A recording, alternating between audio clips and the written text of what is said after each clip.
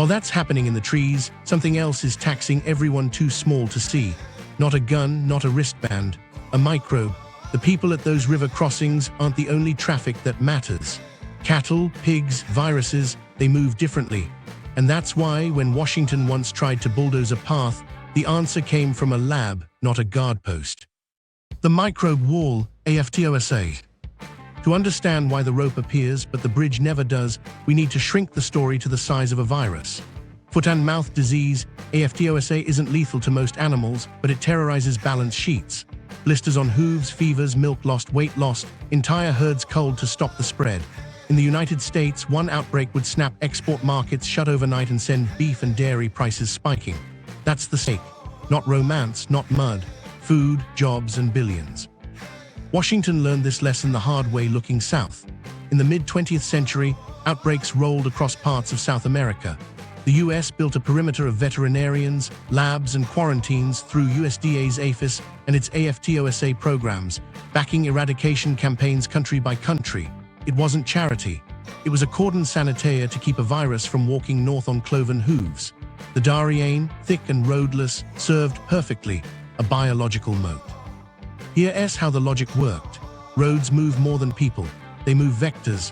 Trucks that carry cattle, pigs, hides, and feed also carry contaminated mud on tires, virus on boots, saliva on gate latches. A formal highway stitches ecosystems together. It accelerates every contact. In modeling exercises, a paved corridor through Darien didn't just shorten time. It multiplied risk by opening new chains of transmission, formal and informal, that no checkpoint could fully police. Policy followed the lab coats. In the 1970s, as momentum built to punch through the gap, USDA flagged AFTOSA as an unacceptable threat. APHIS guidance made biosecurity a priority, and the term prophylactic barrier slipped into memos. That phrase mattered later when the courtroom lights flicked on. Environmentalists had sued, citing wilderness and endangered species, but judges also heard about disease risk. The jungle, in this telling, wasn't just biodiversity. It was a sanitary line. What nobody outside the agencies grasped at the time was how rare it was to ask an American court to weigh the fallout of a road in Panama against a virus in Texas. Yet that's what happened. Case files and administrative records piled up with affidavits from veterinarians and epidemiologists.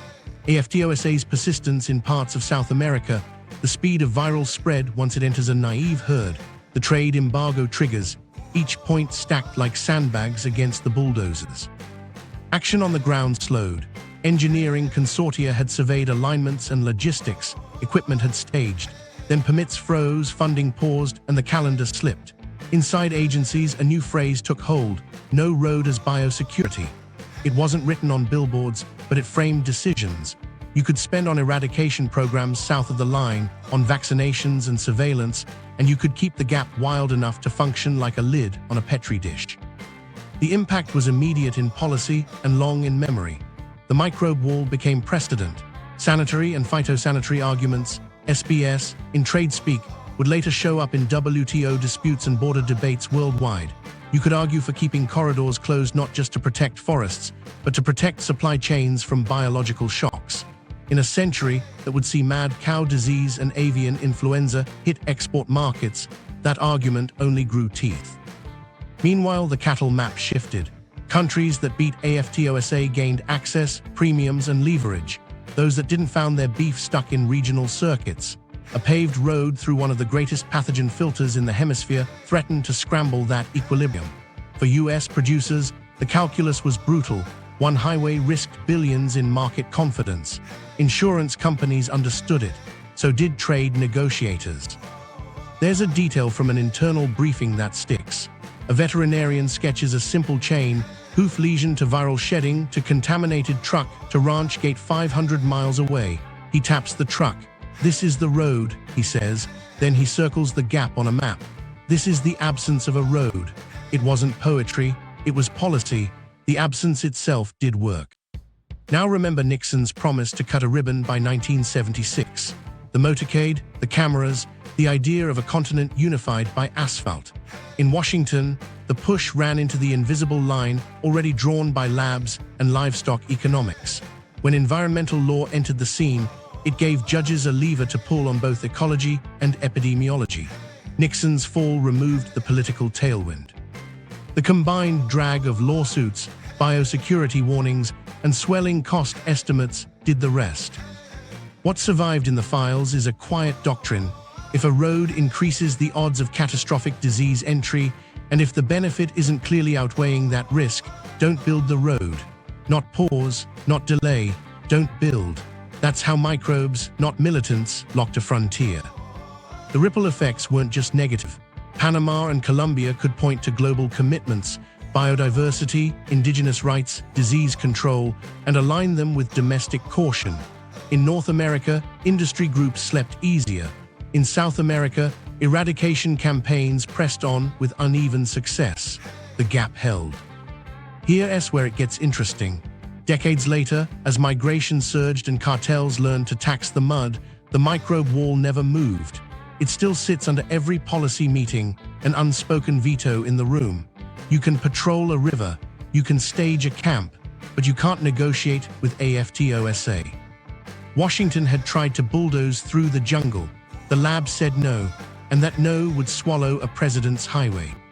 Nixon's Bicentennial highway that vanished. 3 years before Watergate, the drawings were already curling at the edges. Survey flags dotted ridgelines that only scouts and jaguars knew.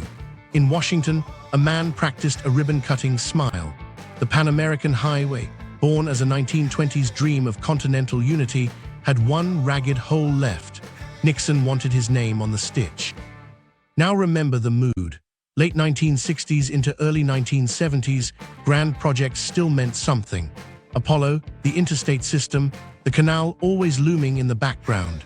Closing the Darien felt like destiny and theater. The speechwriters sketched a motorcade crawling from pavement into mud and back to pavement, a metaphor you could photograph.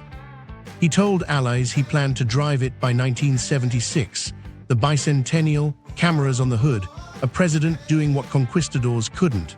The phrase Nixon Highway floated through hallways, half joke, half intent. Diplomats turned that ambition into pressure. US embassies leaned on Panama and Colombia. Align your timelines, clear the right-of-way, we'll cover 2/3 of the cost if you deliver your third. Technical teams flew south. Engineering consortia split the problem into bites. Bridges here, causeways there, drainage everywhere. Helicopters traced alignments over swamps and jungled spurs. Cost estimates swelled like the rivers below them. Still, the momentum felt irreversible. Meanwhile, the lab memos we've already met were circulating. USDA's warnings about foot-and-mouth disease landed on the same desks that stamped clearances. But inside the administration, the political urgency to finish the road often outran the scientific caution. You could hear it in meeting notes: mitigate later, keep the schedule. A president doesn't cut ribbons on quarantines. On the ground, early works began where they could. Contractors carved access tracks toward the Atrato lowlands and mapped foundation points that would need piles deeper than anyone liked to pay for. Helicopter sling loads floated rebar into clearings. Indigenous leaders watched strangers mark trees that had names in their languages and numbers in someone else's ledger. Environmentalists in the US took note. Here's where the legal weather changed. In 1970, the National Environmental Policy Act, NEPA, gave federal courts a new vocabulary and a new lever. By 1975, the Sierra Club sued the U.S. Department of Transportation over its role funding the gap closure. It wasn't just trees, they argued. It was a chain reaction.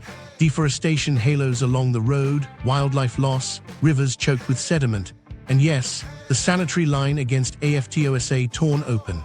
Applying an American environmental law to a project outside U.S. territory felt novel. But federal money meant federal procedure, and the judge wanted an environmental impact statement that met the new bar. While the lawyers argued precedent, the jungle did its quiet work. The water table sat where it pleased. Test pits filled as fast as they were dug.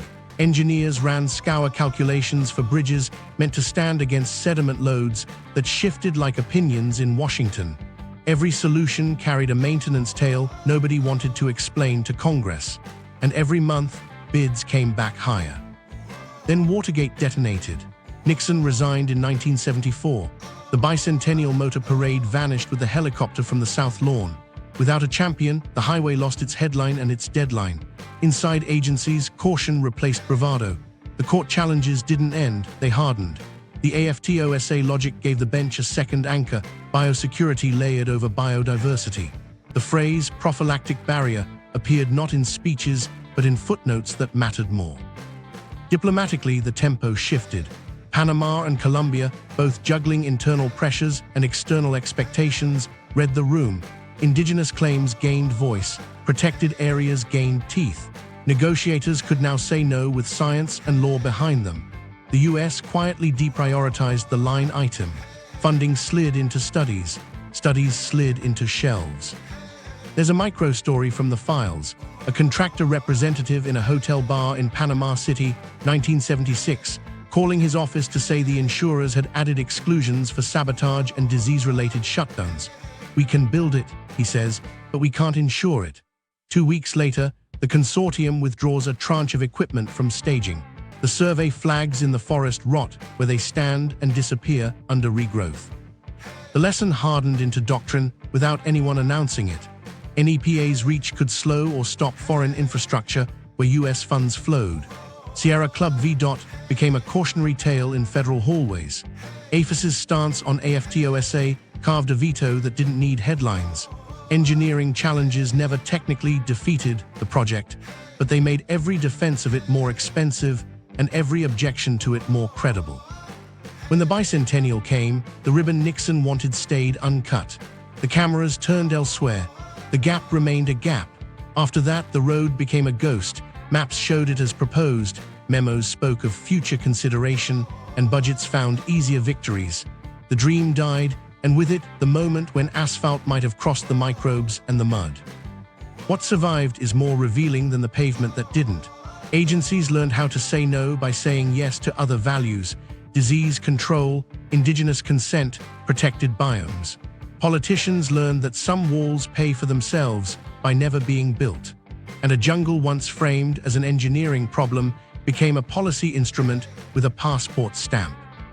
The dream faded, the costs didn't. The $10 now trillion we have to count them. Geography bill. The dream faded, the costs didn't. If you want to see the bill, follow the trucks that never roll. Every mile that isn't paved through the gap gets paid somewhere else. On a ship that detours, at a port that doubles capacity, in a warehouse that holds inventory like a hostage, because time got more expensive. Here's the stake in simple terms: distance becomes a tax. Geography isn't neutral, it's financialized. The Darién Gap turns two continents that nearly touch into supply chains that behave like distant strangers. For 50 years, companies priced that distance into freight quotes, insurance premiums, and delivery promises they could only keep by overspending. Add those frictions year after year across 18 countries, and the number grows until it stops feeling real. Now remember how trade actually flows. Gravity models say big economies pull trade like planets pull tides. When you cut travel time, flows spike. When you add friction, they thin. The gap adds friction you can't negotiate away. A Chilean fruit shipper that could have run refrigerated trucks north through a biosecure corridor routes to Pacific ports instead, then reloads to rail in Mexico or the US, a Peruvian copper concentrate that might have gone by container to a processing hub inland goes bulk to a Pacific terminal already congested, paying for queues and demurrage. A Brazilian manufacturer who might have served Central America out of one distribution center in Colombia splits inventory between Caribbean and Pacific nodes, duplicating buildings, staff, and risk. The action is subtle and constant. A logistics manager in Bogotá opens a spreadsheet and watches days in transit become cash tied up. A procurement head in Mexico City adds 2 weeks of safety stock to cover variability that a highway would have shaved. A shipper in Quito pays an insurance premium on reefers because a sea leg crosses where the windows you can't compress. Each cost looks small. Together, they're a drag on growth. Meanwhile, substitution hides the loss. Air freight fills the gap when urgency trumps price, so a pallet of perishables flies at 10 times the cost of a truck. Ports expand because ships must, so governments pour billions into dredging and cranes that act like a workaround rather than a plan. Airports extend cold chains north and south of the gap, duplicating infrastructure to bridge what a road would have linked. Every workaround has a maintenance tail, OPEX compounds. Counterfactuals tell the other side. Model a controlled corridor with biosecurity, sealed freight, disinfection, checkpoints that work. Then watch what changes. Routings flip, trucking companies invest in north-south fleets, border towns become logistics hubs rather than waiting rooms. You'd expect regional ag belts to connect to new markets, Colombian cattle to processed exports, north once sanitary status allows, Peruvian produce in trucks reaching Central American supermarkets within days, not weeks. You'd expect minerals to move to smelters where energy is cheapest, not where ships happen to call.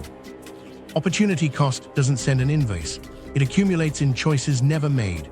A Colombian rail spur that would have penciled out with highway feeders never got built. A Panamanian province adjacent to the gap filled with informal commerce, stalls, motels, fixers, rather than formal investment because every business model assumed churn, not stability. Investors saw the map and moved capital to coastlines where ships call and law concentrates. Inland stayed future tense. So why say 10 trillion? Not as a single check, but as 50 years of compounded deltas. GDP that grew slower than it would have if time cost of distance fell, risk premiums that kept money cautious, duplicated port and air capacity that masked inefficiency, energy burned moving goods in circles, carbon priced nowhere. Add missed ag corridors, underused mineral routes, and a services economy that never scaled to continental integration because the backbone wasn't there. That's the magnitude. The human side lands softer in spreadsheets but harder in life. Cities that could have been factory towns became transit points. Young people left provinces adjacent to the gap because value moved around them by sea and sky. Jobs that clustering would have created, maintenance yards, warehouses, cold chain technicians, materialized elsewhere. And when a disruption hits, pandemic, drought, canal delays, the lack of redundancy shows. There's no inland relief valve. Ships stack, shelves thin, prices wobble. Meanwhile, policy defaults became habits. Trade agreements promised integration while the map enforced separation. Governments celebrated port expansions as national achievements because there was nothing else to cut ribbons on. The very success of maritime workarounds entrenched the idea that a land bridge was optional. It was expensive to ignore. There's a micro story from a distributor in San Jose. He runs numbers on stocking Chilean cherries for holiday season. With a highway, he could truck in refrigerated loads from Santiago through a sterilized corridor and stage them just in time. Without it, he books containers weeks earlier, pays for cold storage, eats waste when weather shifts, and raises retail prices to survive. When his customers ask why it costs more this year, he shrugs and says, "The route." He means the absence of one. Here's the quiet irony. The same jungle that holds microbes at bay also holds integration at bay. The biosecurity logic saved billions in avoided disease shocks. The geography logic charged billions in slow bleed. The balance sheet isn't simple, but ignoring the bill doesn't make it smaller. And yet money isn't the only thing this jungle protects. There's value here that can't be moved by truck, and risks a road could amplify. We have to weigh those too before anyone reaches for asphalt.